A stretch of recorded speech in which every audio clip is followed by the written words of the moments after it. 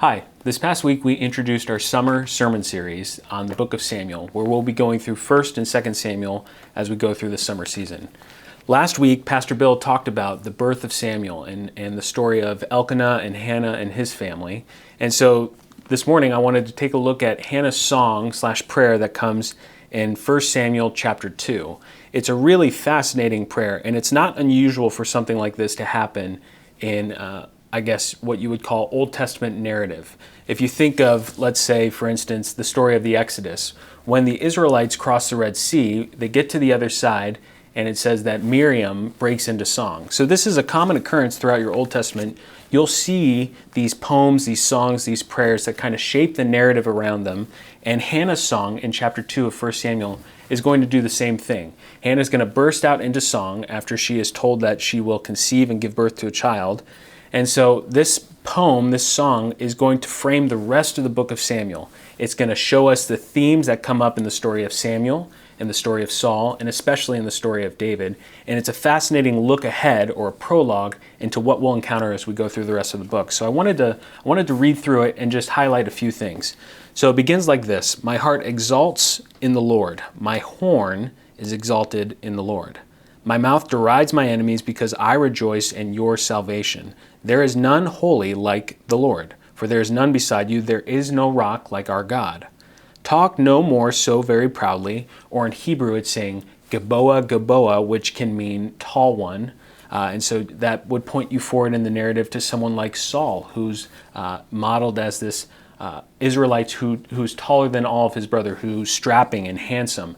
And what we'll see in the story of Saul is this very theme that's all throughout the book of Samuel, of the proud being humbled and the humbled being exalted. And so when it says, "Talk no more, O tall one," it foreshadows Saul's demise. "Let not arrogance come from your mouth, for the Lord is a God of knowledge, and by him actions are weighed. The bows of the mighty are broken, but the feeble bind on strength."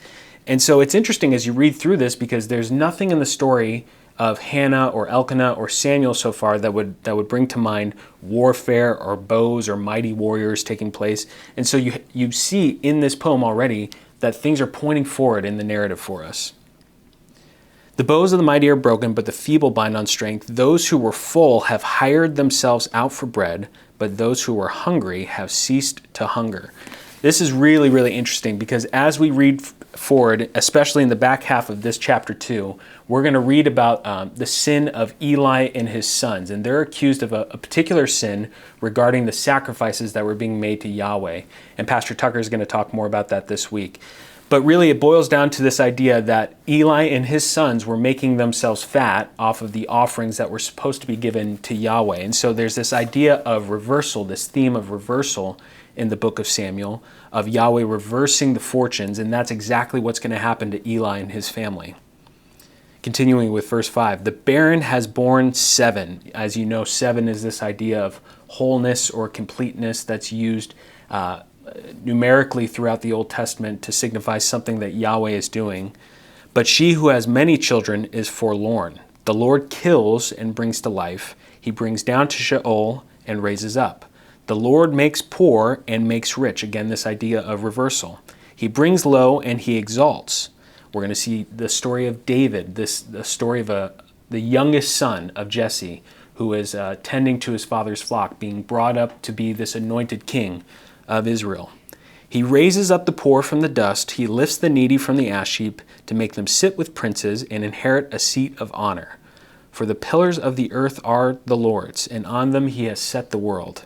He will guard the feet of his faithful ones, but the wicked shall be cut off in darkness." So you think of David and you think of him fleeing from Saul or fleeing from Absalom, and the beautiful Psalms that describe Yahweh's protection of him as the wicked are pursuing him. You think of the idea of the wicked being cut off and Yahweh's actual rejection of Saul as king of Israel. "For not by might shall a man prevail. The adversaries of the Lord shall be broken to pieces. Against them he will thunder in heaven. The Lord will judge the ends of the earth. He will give strength to his king." Again, this anticipation of the king that's coming, not just Saul, not just David, but this hope that's building in the Old Testament of a truly faithful king that will come from Yahweh. "And exalt the horn of his anointed. And that last word in the song is really important. In Hebrew, it's Mashiach, what we call Messiah, or you may recognize in Greek the word Christ. It's this idea of an anointed king that Yahweh will appoint. And this is pointing us forward in the story to when we'll encounter Jesus. And so this song, this prayer of Hannah, is a fascinating look ahead into what we're going to encounter as we read through the book of Samuel this summer. I hope you'll join us.